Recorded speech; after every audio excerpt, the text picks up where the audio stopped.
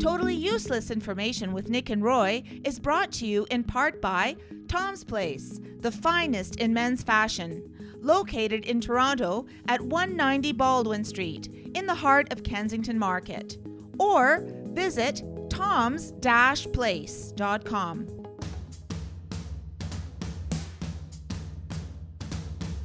It's everything you never needed to know. This is Totally Useless Information with Nick and Roy.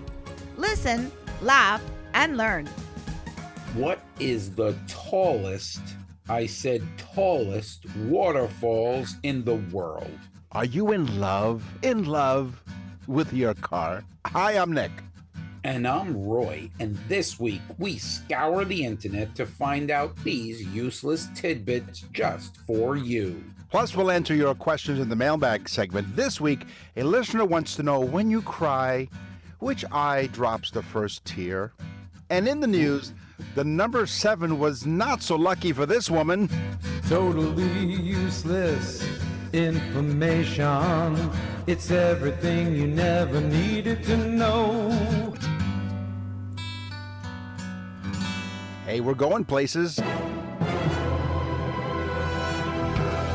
Throw away your totally useless GPS. It's time for geography. So get lost with Nick and Roy. 90 plus countries all across the globe. Thank you very much for joining us on the show once again this week and on the iHeartRadio. Hey, that's kind of like geography, Nick. Isn't it? You see how it all comes together? We did not plan that at all, which is why it works. Anyway, so we're really glad you've joined us. And also on the iHeartRadio Talk Network on some great radio stations like CFRA in Ottawa, CFRB, News Talk 1010 in Toronto, CJAD in Montreal. CFRA and CFRB? That's correct. CJAD in Montreal, CFAX in on the West Coast. So, hey, we're in geography. How about this? Do you want to know how big it is? You know how big it is? Not really. Okay. I don't want to know how big it is, Nick. The great state of Alaska is large enough to fit approximately 19 United States within its borders. Okay, that's how big it is. 19. These states include New York, Florida, Oklahoma, and Indiana, and Pennsylvania. These are like big states. Alaska is roughly 1/5 the size of the entire United States. That's unbelievable. It is. And they called it what, Stewart's Folly, right? Yeah, and when he purchased it, it was a stupid move. Yeah, I hope you kept the receipt. Yeah, meantime, all the oil coming from there. So in Iceland, Iceland's a really cool place. It is. The more I read about it, it's really cool, but very expensive, by the way, to stay there. Okay. Awfully expensive, yes. In Iceland, you can go inside a volcano's magma chamber. Oh.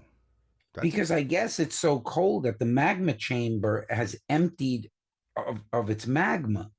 But the actual chamber where the magma gets all superheated and then explodes through the crust, you can travel. It's called Primjúkagigor volcano. Primjúkagigor volcano. And again, it's in Iceland. And you can go down into the magma chamber. Cool. I love that. Get your tickets now. So you say Iceland. I think isn't Iceland green and Greenland ice or something, like parts of that territory. Iceland. Are you trying to confuse us, Nick? No. Well, why should this week be any different? So we're going to stay with the state of Alaska because I was thinking about Alaska these past few days because of the historical events that are going on. So Alaska's flag was designed by a 13-year-old, Benny Benson. In 1927, when Alaska was still a territory, the American Legion sponsored a contest for young people, the youngins, the Utes, to design to design a flag. Those of you who don't remember the movie My Cousin Vinny, when Joe Pesci's like, 2 Utes, and the judge, played by the great Fred Gwynne, was like, the what? He's like, what? Utes. What's a Ute? You mean youths? All right, 2 youths. Anyway, the youngins, the whippersnappers, they ran this contest for the young people to come up with some. Well, Benny Benson, 13 at the time, submitted the winning design featuring the Big Dipper and the North Star on a blue background. He was awarded a scholarship and a watch for his creation. Wow. Scholarship to what, though? We're not sure. He was 13. Scholarship to grammar school. Yeah, he spelled everything wrong. No, that's Yeah. pretty impressive, though. That is pretty impressive, I'll tell Yeah. you. It's not a very nice flag, but whatever, Benny. So, but wait a minute. If that was the winning design, could you imagine what else was designed? That was I'd like to know what Benny Benson is doing now. Okay. I will find out. I'll ask our research staff while you give us your next fact. So Papua New Guinea. Yes. Okay. You better get to school early and learn something, because you need to, because in Papua New Guinea, they have the distinction of having the most amount of languages spoken in one country. Okay. 840 languages. Wow. How many people live in Papua New Guinea? And they each have their own individual personalized language. 840 different languages. Okay. I mean, imagine being a teacher there of bilingual studies. Okay. But wait a minute. Indonesia comes in second with 710 different languages. And then Nigeria comes in third with 520 languages. I think we had that on the show about Nigeria. Yes. But I didn't know Papua New Guinea has the distinction of most languages, 840. Of course, the sister country was Mama New Guinea. Yes. Okay. Benny Benson, by the way, passed away, sadly, in 1972. In 1969, he... Passed away, got hit by a flagpole. Right. No. Well, there was an odd injury, which they don't describe here. But Benny's right leg had to be amputated in 1969. And shortly thereafter, he married. I love how they say shortly. But anyway. Shortly thereafter, losing a leg, he married a woman who had the other side of the leg. And they strapped themselves together and ran off into. Well, her name was Eileen. And his name was Neil. No. So he married former Jesse Lee resident Anna Sophie.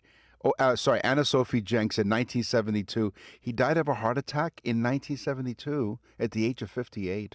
Wow. So he was only 58. Yeah, when he died, unfortunately. Does it say what he did? Did he use that scholarship? We're not sure. We're not sure. We're not doing history here, but poor Benny. Poor Benny. He kicked off. Yeah. Wow. Yeah. Well, no, with one leg. Yeah. Anyway. Well, he didn't kick off unless he used his hands. Which is illegal in soccer. You get a penalty flag for that. We'll call him Neil. My God. Ring My Bell. Remember that song? Ring My Bell. That was a song in our high school years in late 79. I believe it was the SOS band. No. That was a song in the late 70s, early 80s. And it was Anita Ward. Anita Ward? Yeah. I thought the SOS band did that. Maybe they did too, but now we're not doing music. We have so many topics we cover. Yeah, I know.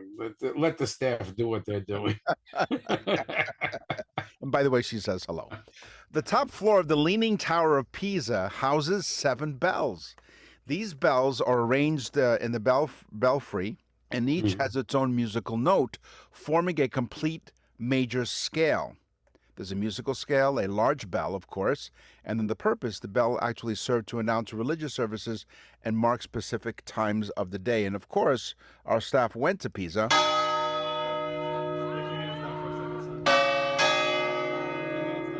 Yeah, quite musical. So there you go. Bells on the top of the Leaning Tower of Pisa, which is kind of interesting because if it's leaning, it's really difficult to ring the bells. And the staff just sent me an email. The SOS band was best known for their hit, "Baby, you can do it. Take your time, do it right. You can do it, baby." Okay, let's do my tease, because I know everybody wants to know what's the tallest waterfall in the world. I don't know. Tell us what the tallest waterfall in the world is. It's called the Tugela Falls, Tugella, or 1LA. Right. It is in KwaZulu-Natal province in South Africa. The KwaZulu-Natal province in South Africa. It drops, get ready, because, falls because you're in Canada. Right. This one drops 3,106.96 feet. Wow. It's like water falling off the edge of the Grand Canyon. That's exactly what it looks like, too, if you folks want to look it up. Yeah. It looks like the Grand Canyon with water just falling over the edge. Wow. It's insane. Yeah, it's insane. 3,106.96 feet. This is like watching porn in public. I do that from time to time. Yeah, they told you to stop. The Great Smoky Mountain National Park. It's No, they didn't ask me to stop watching porn. They asked me to put my pants back on. Oh, I is see. what they- Right. Okay. But today on Geography here on Totally Useless Information with Nick and Roy, we're talking about the Great Smoky Mountains National Park. It straddles the border between North Carolina and Tennessee. I'll be up there in a couple of weeks. Okay, I figured as Yes. much, and then maybe you can visit the Great Smoky Mountains National Park. Why? Been there. Because they have a mating. So here's the thing: there's a perfect viewing of synchronous firefly mating. Mm. Yeah. You've seen that before? Yeah, that's I did that in high school. Right, yeah, except exactly. ours was a little different. We just sang "You Light Up My Life" while things were going on, you know. Or you wore glow in the dark condoms. Right. And We then can they find said, them. "Put your pants back on." Yeah, exactly. Seems to be a common theme. A lot of that going on. Yeah, exactly. So anyway, there's a lottery system to get these tickets. So visitors can obtain parking passes for the area where the fireflies are most concentrated. The park plans an 8-day viewing period, typically in late May or early June, so you're going to miss it. Unfortunately, only those with passes can access Elkmont during that time. So you're actually watching the synchronous, and this is synchronous firefly mating. Yeah. Yeah. I like watching that, you know. Yeah. It's like one time we went to a zoo Yes. and my son was very young. Yes. And he was like, "Ooh, turtles." And he ran over to the thing. He's like, "Daddy, what are the turtles doing?" And I was like, "Oh my God." If you've never seen a turtle yeah. actually do it, they make these groaning noises. Right. It's terrible. And of course, that was last week. Yeah, well, yeah. What are you kidding me? It was so sexy. I hopped the fence. They hop the turtle, you hop the fence. Wow. You know what? I figured, I'm hey, glad I you know did. I'm old, but I think I Yeah. could catch the turtle. You know what? I'm really happy for you because you finally have come out of your shell. Nick and Roy will continue with totally useless information. Totally Useless Information with Nick and Roy continues. Listen, laugh, and learn. There's a strange phenomenon not seen anywhere else on Earth. Okay. In Lake Titicaca, All right. there are floating islands on a lake. Okay. Now, the islands actually move. Oh. Yep. They're called the Syros Islands, and they're in Lake Titicaca, and they actually move a bit, but they float in the lake. That's amazing. That's pretty cool. Mhm. It's a phenomenon. It is. But Titicaca. right. I'll put my pants back on now. But it's about time. Thank you for joining us. You can go to our website. Not like that nickandroy.com. turtle. Well, yeah. Wow. Yes, you go to nickandroy.com. You click on the Nick and Roy store, and you can order yourself or for your family and friends an anniversary or birthday message. Oh, listen, folks, go to nickandroy.com. You type on you just look up top, you'll see Nick and Roy store. You hit on that, you'll see the birthday message. There's actually a sample there. I'm telling you right now, best gift you'll ever buy for anybody, the easiest gift you'll ever get for somebody, and they don't have it. That's the cool part. You got that person, oh, they have everything, I don't know what to buy them. They are going to flip out. Yep. You're going to look like a superstar. It's very inexpensive. Please go to nickandroy.com. Our emails are filled with people thanking us for these fantastic gifts. Trust me. nickandroy.com, Nick and Roy store, birthday messages, anniversary messages. Go on nickandroy.com. You know what? We have, when we're done here today with this show, we will turn off our mics to you, but we will record another birthday message. Someone who's ordered yet another birthday message. So even though this person has ordered several of these, they're still unique. They're still, everyone is individual. So I that's think the this best one part. person ordered 4 of them. Yeah, and there's more coming. As you go to nickandroy.com. This is totally useless vehicle information with Nick, Meet, and Roy. Vroom, vroom. All right, vroom, vroom, what do you got? Yep, I'm the vroom vroom. My wife asked about that. Yes. Like, why does that woman call you vroom vroom? Yeah. But you know what? You're always burning out the clutch. But go on. I was like, remember that turtle? Yeah. Slow and steady wins the race. Wins the race. There you go. In 2015, in Illinois, not to be mistaken with Illinois, an Illinois man who had been in a severe car accident 51 years prior, Oh, okay, Yeah. finally went in to have the surgery to remove the turn signal that was embedded into his arm. What? Yes. They removed the turn signal from his arm. It had been in there for 51 years. Now, the man named Lefty or Righty, Right. depending upon which way the turn signal was, Right, exactly. at the time. He's the only guy that was like walking around downtown and everybody knew where he was going to turn. Right, because he just lifted up his arm. Maybe he's the guy that that invented arm signals before they invented turn signals. Yeah, that's true. There you go. Wow, can you imagine though 51 years later he was walking around with a turn signal thing in his arm? Oh my God. And every time he moved his arm, he went, Yeah, exactly. Click, click, click, click. and he wasn't sure why. And his wife annoyed him and said, "Could you turn that off? You're driving with your turn." My wife does that to me all the time. Not that it's annoying, honey. I love it. Right, I yeah. love you doing In that. fact, you do more of it. Thank you. Yeah, do a lot of it. Yeah. All right, so baby, here's my teaser. Baby, you can love your car. A new study found that while most car owners like their cars, 4 in 10 have gone so far, but to declare love. They have love for their vehicle. Mhm. Did you ever love a car, Nick? Yes. Did you love that Sierra that you had, the Cutlass? The Cutlass Sierra was 1984, and it was a good car, but I loved the one that I bought next was in 1988. It was the Cutlass Sierra International Series. It had the souped-up engine. It had bucket seats for the first time, where the 84 had bench seats. And so they had so the 88 had reclining seats, which was really handy in certain situations. Mm-hmm.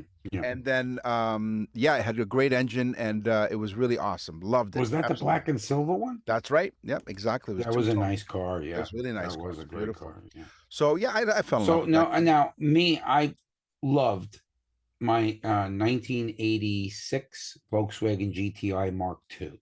I thought, and still to this day, it was the most fun I've ever had with a car. Really popular at the time and really great cars that lasted a Yeah. long time. So in a survey of about 2,000 U.S. They were built on the Rabbit platform, not to be mistaken with the Turtle. Right, platform. Yeah, exactly. Where you don't want to know where the exhaust was. Anyway, so in the survey of 2,000 U.S. car owners, 90% say they feel a fondness for their car, where 40% confess that they actually loved their car. Okay?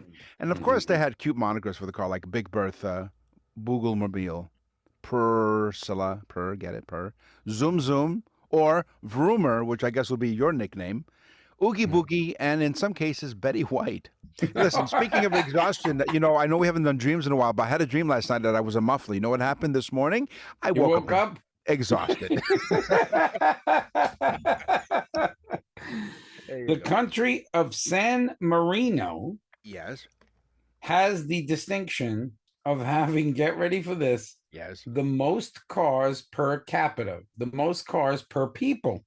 Oh, okay. San Marino has 1,263 cars for a total population of 1,000 people. Now, that also counts kids. So Oh. think about that. These are car enthusiasts. Yeah. Coming in a close second, which I can understand, Monaco, having been there. Yeah. Monaco, I mean, they're just so wealthy. They probably have 20 cars per person. But Yeah. but anyway, Monaco came in second, though. The distinction goes to San Marino as the country with the most cars per person. How fast do you drive? Are you a fast driver? Well, Nick, our roads are 70 miles an hour down here, and, Okay. and 10 miles an hour over the speed limit is nothing to do. So we cruise at 80. Okay. Up here we have like a 110, which is about 68, so about the same. Mhm. 110 kilometers an hour. Most of the roads are 100, but there's some of the roads, at least in the province of Ontario, which is where I reside, it's 110 kilometers an hour, which is almost, it's a little more than 68 miles an hour, so almost 70.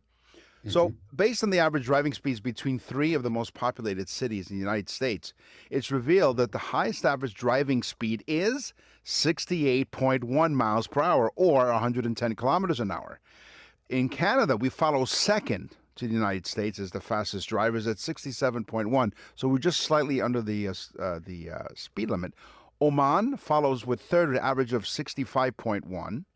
Croatia's in fourth place, according to this survey, at 64 miles per hour. And Croatia doubled the fines for speeding around 65 euros to 130. This may have encouraged drivers to reduce their speed, so maybe not. And the French, you know, I know how you love the French.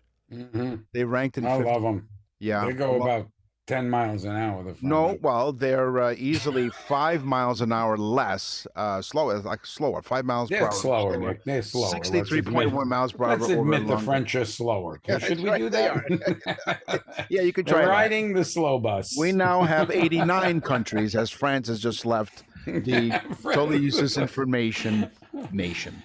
C'est la vie. That's what I say. C'est la vie. Parlez-vous français, Nick? And in your case, keep your pants on. Irv Gordon. Yes, Irv. Do you Good know old that Irv. name, Irv Gordon? You know what? I can't say that I do. Who names their kid Irv? Well, maybe it's short for IRV. Irving. No, Irving. Yeah, I Maybe know. Irving. Well, maybe. I mean, you'd think they would have wrote Irving. Right. But anyway, Irv Gordon, we salute him. 77 years old. Irv drove his Volvo sometimes 100,000 miles per year. Wow. That's a lot of driving. That means the man's driving like 6 hours, 7 hours a day. Easily, yeah. Yeah. Okay. But that's not the Guinness World Book of Records, not the 100,000 miles a year. No. Oh. The Guinness World Book of Records for his 1966, which he still has, Volvo 1800, has more than 3 million miles on it. Wow. Nick and Roy will continue with totally useless information.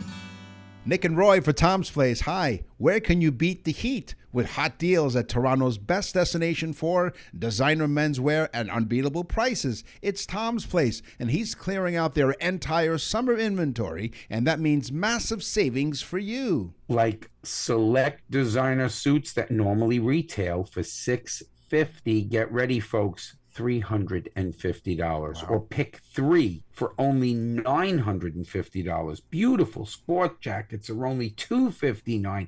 And get this, designer casual and dress pants reduced down, get ready, $70. Wow, that's when Roy wears pants. For the perfect look at a wedding, a job interview, or a night out, Tom's Place has you covered from head to toe. Suits, casual wear, shoes, and accessories. Find a perfect addition to your wardrobe and look your absolute best. Everything is on clearance to make way for fall merchandise at blowout prices that won't last long. The very best designer menswear is found at Tom's Place, open daily at 190 Baldwin Street in Kensington Market in Toronto. Tom's Place will suit you.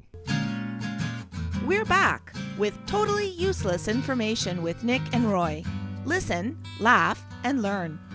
The XJ Jaguar. Okay. Now, people have asked. I love the XJ. I had one. Did you? Okay. Yeah. Well, I was walking down the streets of Toronto, which is where I live and work, and they were asking me, Nick, what does the XJ stand for? And so, you know, I did my due diligence and I checked it out. So, for those people who stop me in the street, what's the matter with you? You don't talk to strangers. All right. So, XJ stood for Experimental Jaguar. According to Car and Driver, reflecting its development as an experimental 4-seat GT car. Over time, it became known as Jaguars. That's how you pronounce it, Jaguar. A long-running line of luxury sedans. So the XJ designation is also used to denote the different generations of XJ, like XJ6 or 8, etc., indicating specific engine types and platform generations. But it used to be Experimental Jaguar. Well, honestly, if you had to say love your car, I think the XJ8 Van den Plas was one of my wife's favorite cars. I think it was a toss-up between the Maserati Ghibli and the Jaguar XJ. Two really fine cars, really cool cars. Nice. Really great. Really expensive to drive and stupid. Okay, this is a cool one. All right. What's the most iconic car logo in the world? Volkswagen? No, come on now, Nick. Stretch a little bit. Iconic. You would want to have this car. Everybody would want one. Ferrari. Ferrari, of course. Come on. I mean, everybody wants a Ferrari. I had one for a weekend. It was sick. Yeah. But anyway, Ferrari, the iconic horse emblem, that yellow with the black horse on it. Yeah. Looks like a shield. It's actually the Ferrari owner wanted to have a logo that was an homage to a World War I pilot named Franco Baracca. Excuse me, Count Franco Baracca. Okay. He was a World War II fighting ace for Italy, and it was painted on the side of his plane. So he chose that logo that Count Franco Baracca put on the side of his plane as the logo for Ferrari, which was the stallion inside the shield. Wow. That's crazy, right? It had nothing to do with the car.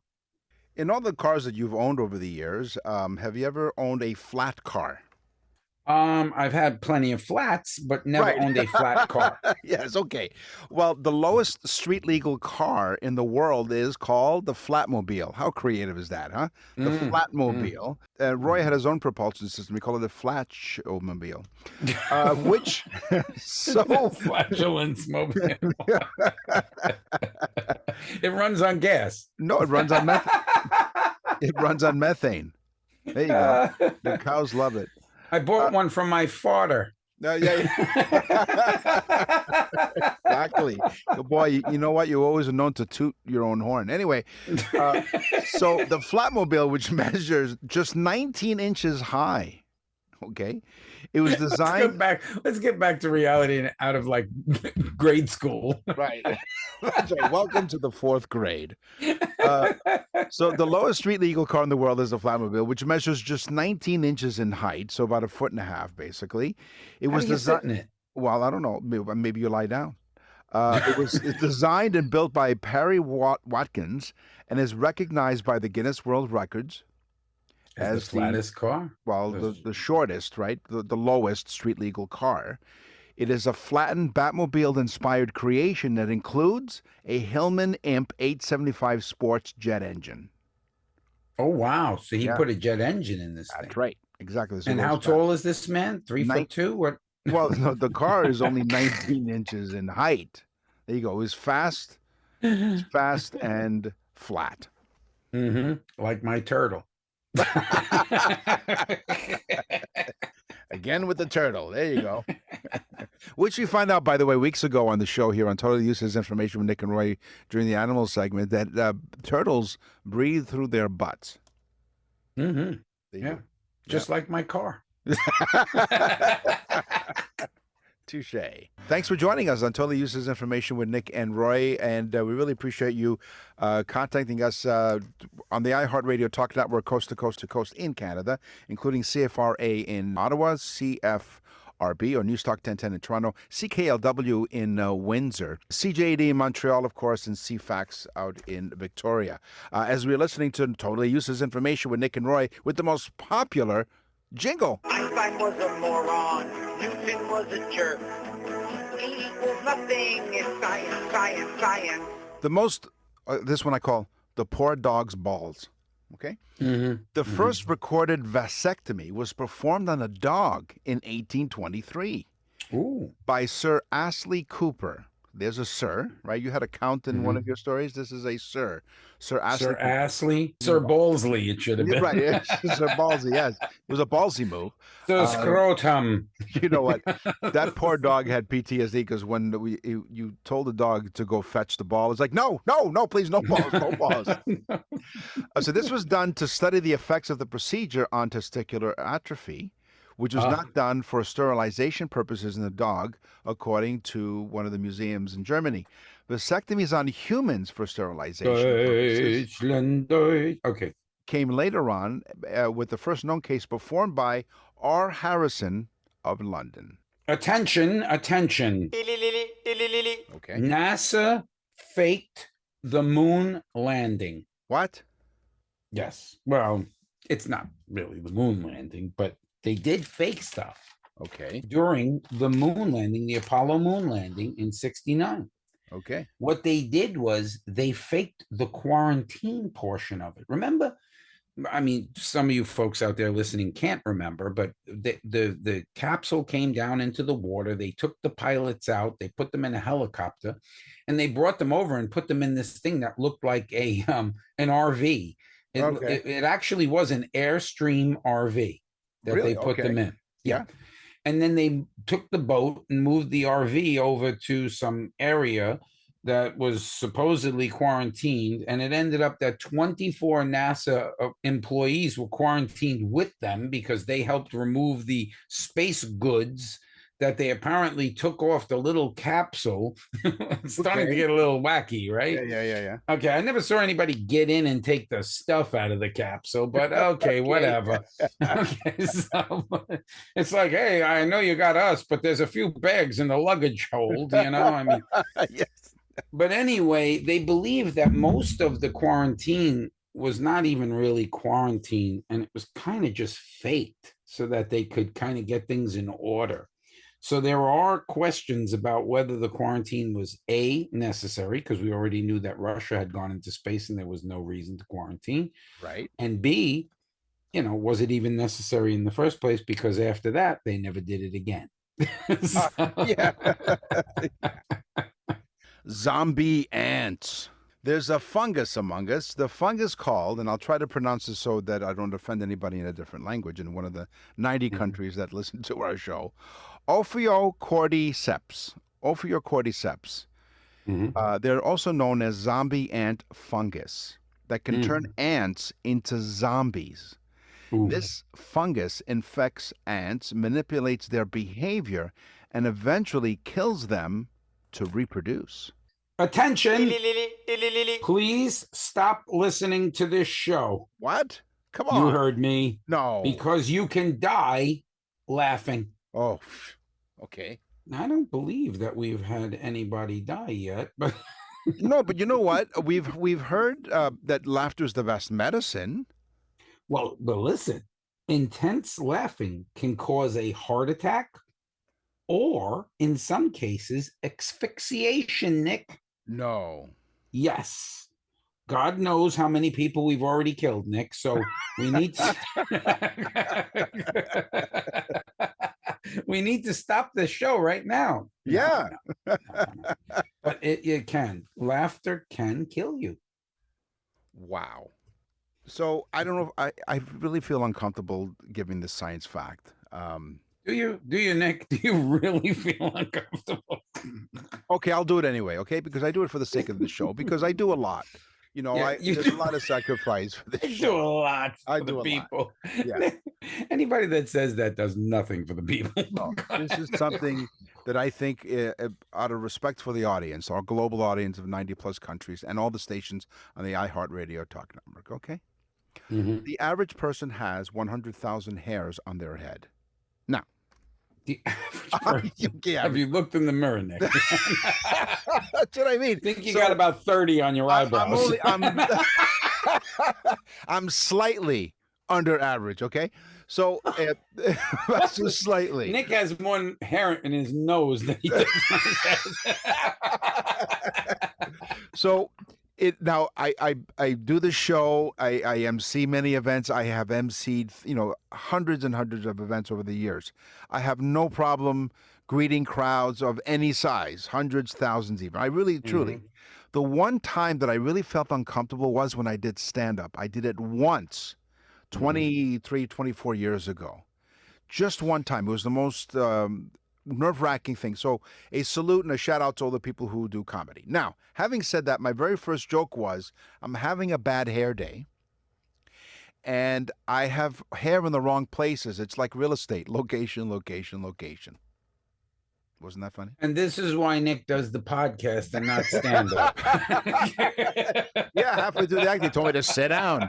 But anyway, the average person has 100,000 In hairs fact, on their somebody screamed from the audience, when do the comedians get here? head. Now, if you're blonde, listen up. Yeah. They tend to have more hair, up to 150,000 Whoa. on their head. Oh, so blondes have more hair and more fun. And more fun because of the more hair that they have on their heads. Wow. Wow. It's making me feel even worse for you, Nick. Thank you very much. Nick's the only guy I know that got hit in the head by a pool cue a number of times. They made a mistake thinking it was the cue ball. Yeah. So I have a colleague here who's also follically challenged. So we put our two heads together, and I say to them, the two of us look like an ass. Looks like a derriere. Right. Yes. Can we put that in? Yeah. You know that you've heard the alert sound, folks, a number of times during this science segment. All right. So here it is But again. tree hugging hippie alert. Tree hugging hippie alert. Okay. Those beautiful electric turbines, Oh, yeah. the ones that produce electric. You have a lot of them up in Canada, I believe. There's some wind farms. Yes. Some Wind farms. Yes. Yes. Farms. Wind farms. There's a lot of wind up here. Yes. Yeah, I call that when I fill my car up. Right. Yes. It's a wind farm. Yes. Well, guess what? Those wind farms, they produce 25% of the energy at 250% higher cost. Oh. That's number one. Right. Disaster. Right. But they are now thought of to be responsible for 70%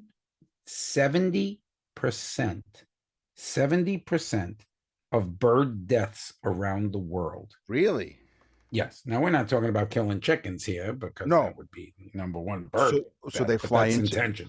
So they fly into the turbines. But actually, yes, it's 70% of the birds that unnecessarily die are through wind turbines.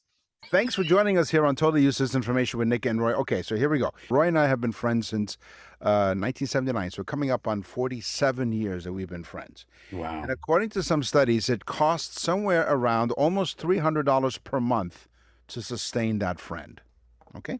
$300 a month. $300 a month. Okay? Yeah. So we multiply that by a year. So, if you do the math, so $300 per month.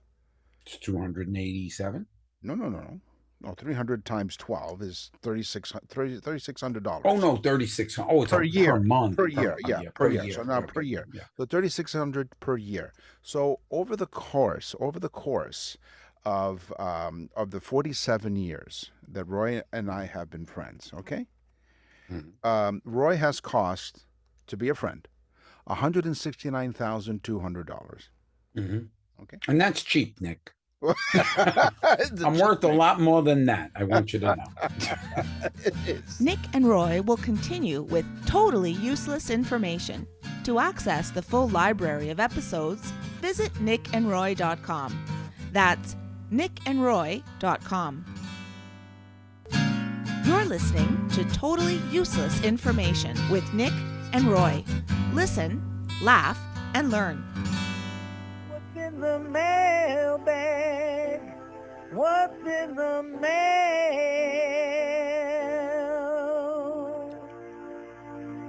So I found this question really interesting. It's Gail from Calgary, Alberta. Dear Nick and Roy, we love listening to your show. It's an interesting show, but the way you guys present it is say it's useless information, as useless in quotes. Frankly, we find the information interesting and entertaining. By the way, you guys are hilarious. I often cry from laughing so hard sometimes. It had me thinking, when we cry, which eye drops the first tear? Which one, Nick? Which one? So, okay, can you take a guess? I would say right eye because things are right-handed. Okay. It was once believed that when crying from happiness, the first tear came from the right eye. But if you're crying from sadness, it would fall from the left. There's no scientific evidence to support belief that any eye shedding the first tear determines the emotion. Now, Tears, whether joy or sorrow, are produced through the same physiological mechanism and emerge from the same tear ducts. Emotional tears are not linked to specific eyes, but arise as a natural response to emotional states. So it's more related to the emotional stuff that's going on, not necessarily which eye is going to drop the first tear first. So it could be anything. It's random. Exactly. So there you go, Gil. That's a great question, though. I thought it was really interesting. I was going through the mail and I saw Holly from South Dakota. I am a loyal listener and can say that as of today, and this was about a week ago, I have listened to every show and am fully up to date. Oh, So how many shows do we have, Nick? we're approaching, believe it or not, we're approaching 300 episodes. So technically, Holly listens to me more than my wife. Right. So she says, I'm fully up to date. Yeah. I can't tell you how much useless information I now know and have obtained from your show. My friends all think I'm smarter because of it. In fact, some are annoyed by my constant referrals to your show. You're Boy, welcome. she could be my wife. That's hilarious. Yeah. She says, I call it jealousy. There you go. You hit the nail on the head. Yeah, yeah. Holly, you're right. You should be. Yeah, they're Yes. jealous of you. That's right. Yes. She writes, thanks so much. Keep up the great work, and I will be listening to every show. Well, including this one when she hears what we said. On the show today, we talked about geography, we talked about cars, we talked about science. It's time for the news. And now, from around the corner and around the world, this is TUI News. A woman, not in Florida, a woman is accused of intentionally starting a fire at a man's home in Salisbury, Maryland. They make some great steaks there, Salisbury steaks. which I never understood why they call it a steak. Isn't it just, what's a Salisbury steak It's again? chopped meat with gravy on it. Okay, Nick. so- it's a poor man's steak. Okay. So Salisbury, Maryland, because the reason why she started the fire at the man's home, because he owed her money. Okay, so he owes her money. Right. She sets his house on fire. Right. So she was charged with Thinking the best way to get the money is to get rid of his biggest asset. But go right. ahead. Oh, okay. Well, maybe that was part of it. Now the perp, Janice Perp. Oh, Nick, Janice Nick's getting Oni. real Oh, yeah. legal now. The perp. the perpetrator, Janice Oni, 51, faces a slew of charges, including first and second degree arson, malicious burning, reckless endangerment, malicious destruction of property, and theft of less than $100. The least of the last three of which are misdemeanors. That was her lawyer, misdemeanor. She was Misdemeanor. placed in a $25,000 unsecured personal bond recently, according to some of the court records. The They fire let her broke. go. They let her go, is what you're saying. Well, hold on. Listen to the story. So the fire broke out. A man who lived there, they give the address, but I'm not going to give it out here, said that, quote, someone had known for several years, was at his home, and she became upset after demanding that he pay her the money that he owed her. They said they argued before she left, but she soon returned minutes later with a bottle of gasoline, setting the front door on fire before fleeing the area on a bicycle. So she fled on a bike. The fire did not appear That to should have spread- been the first mistake there at the gas station when she pulled up in a bike and got gas. That's right.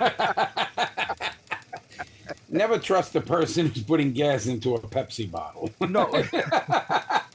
Especially if she tried to fill the bike up with gas. Anyway, Exactly. the fire did not appear to spread far. By the time investigators got there for the fire marshal's office and the Salisbury Fire Department, after they ate their steaks, the occupant had extinguished it. Okay, so basically it wasn't that big a fire, but it was still all the damage that it had done. Investigators still had a case to solve, though, because the evidence reported that pointed to her where she intentionally set the fire, thus the first and second degree charge of arson. You follow me so far? Of course, yeah, first degree, because she went and got the gas. That's right, on a bike. Maybe that was- Premeditated. right. And then second degree, because how could you be charged with first and second? Because the third one is even worse. There you go. And Well, 2 plus 1 is 3, so you're in trouble. That's right. Not only was there the residents' account of the events, but surveillance footage shows around from the area businesses. It helped link the incident to. They would have had ring footage of her, but she burnt that down at the guy's house. That's right. So they relied on other their surrounding businesses, their footage, to put it. So she was Everybody arrested. has a camera now. You can't do anything. No, she was placed in the Wicomico County Detention Center. So And they she got had- her from the footage. They got her from the footage. They caught her in the act. She is now what are they? A $25,000 unsecured personal bond. Now, in all the years we've done the show, and we always end the show with news from around the world, you've always had questions. You always had some great questions. The one thing you haven't asked me yet is how much did he owe her that prompted her to go and do all of this and get herself in a heap of trouble? You think I was about to ask you how much did he owe her to start this whole thing in motion? He owed her $7. That's it. Okay. Wait a minute. Now the price of gas is like what? 3 and change, $4 a gallon. Right. Okay. So this woman, let's say she pumped a gallon. Well, she probably only pumped a little bit of gas. So she invested a couple of bucks into this whole thing as well. So she So came he out owes her ahead. more than 7. He might owe her 9. But wait a minute now. I mean, she firebombed this man's door for That's $7. For $7. Can we say crackhead? Can we say that? No, we don't know. That's an allegation that we have no idea. Well, let me just say this. At least she's healthy because we know she's riding her bike around. So she's very healthy. She's doing a lot of cardio to the gas station. She is. Absolutely. We have barely any listeners now because of the contents of this program, but those They're are all listening. They're listening for this. That's all the time we have to spread this totally useless information. We will scour the internet far and wide to find out more totally useless information just for you.